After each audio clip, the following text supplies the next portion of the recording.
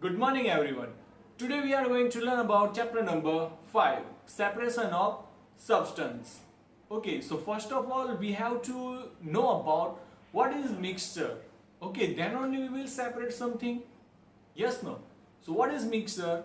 When two or more substance mix together, that is called a mixture.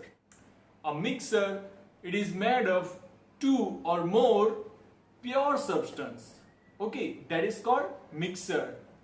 There are most of the mixture which we use in our daily life. For example, when we make a tea, when we make a coffee, okay, when we make a tea, at that time we are adding milk, water, sugar, ginger, okay, and we will boil it, and after that we will make a tea. Okay, the same way the coffee, for a coffee we will use that coffee beans, milk, sugar, right? Then we can also say the seawater, it is also the mixture of so many minerals, right? So this kind of things we are going to use in our daily life, but sometimes we need to separate things from that mixture. For example, we want a clean, a pure substance. For example, your mom is cleaning your grains. For example, she is cleaning a wheat or rice. At that time she is removing unwanted particles from that wheat or rice. That is what? It is also called a separation of substance, because she wants a pure substance from that mixture.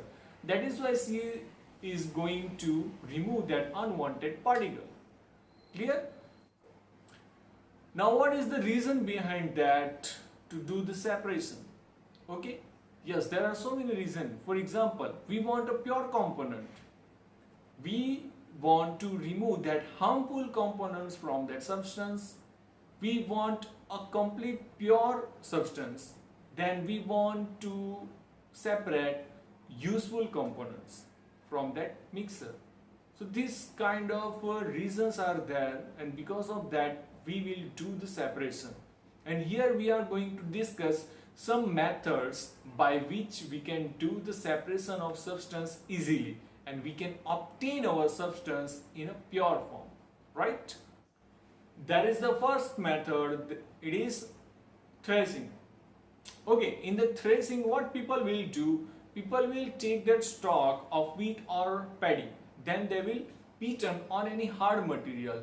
So what happened? So because of that, grain, okay, it will be separated out from that stalk. Okay, so by this they will remove the grains from the stalk, and this method it is known as threshing. Now second method, that is what? Winnowing. The winnowing, it is used to separate husk from the grain with the help of wind. Okay, so how this process is happening? So in this method, the people, they will throw that mixer from the height. So what happened? There is a mixture of two things, grains and husk, and husk are the lighter than the grains, and grains are heavier. So what happened when we throw? So with the help of wind, what happened? The grains will be throw down, and that husk, it will be float in the air, and it will be fall from some distance. So this way we can separate grains from the husk. Okay, see this picture. From this picture you can clear out how this happening. Now the third method, that is what? Hand picking. You can I hope you all have observed that your mom is cleaning something, okay, and she is take out the unwanted particle or unwanted things from the mixture. Okay, for example, she is cleaning that rice. So what? She will separate that unwanted particles from the rice by picking, okay, with the hand. So this kind of method is known as hand picking method. Okay, you also have used this method in your daily life. Just focus on that. Okay. The fourth method, that is what? Sieving. And the sieving method, it is used to separate solid particles of different sizes. Okay, for that we need one instrument, that is what? Sievers. Okay, so these are the images of sievers, that having what? A different kind of nets, and nets having a different size. Okay, so according to that we can separate a different size of components from that mixer. For example, your mom is cleaning that wheat.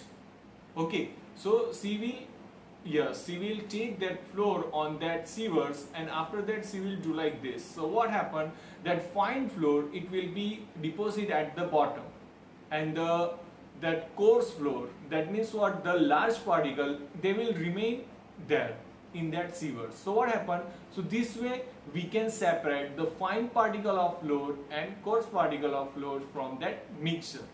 Okay, understand? And you also might have seen that at a construction site, the people are using that a big net, and they are cleaning the sand. They are separating fine sand from that coarse sand. Okay, so this is the method of sieving. Clear about that? Now there is the fifth method, that is what, magnetic separation. Okay, this fifth method, in this method we will use a magnet. As its name suggests, magnetic separation. So there will be use of magnet to separate the things. So we all know that the magnet will attract by only what things? Yes, it mainly attracts the iron things. Okay, so we can use to separate the iron things or iron fillings from the material. Okay, so for that, which method we will use? A magnetic separation. For example, there is a mixture of sulfur and iron dust. So which method we will use? Obviously magnetic separation, because it is very easy. And when we take a magnet on that mixture, and that what happens, iron filling will attract on that, clear, on that magnet, and the sulfur powder remains down. So this way we can separate that sulfur and iron filling. The same way this magnetic separation are widely used in a scrapyard, because there is the most of the mixture of what, iron.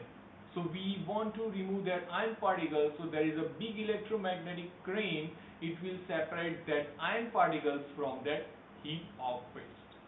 Okay, so this way we are using this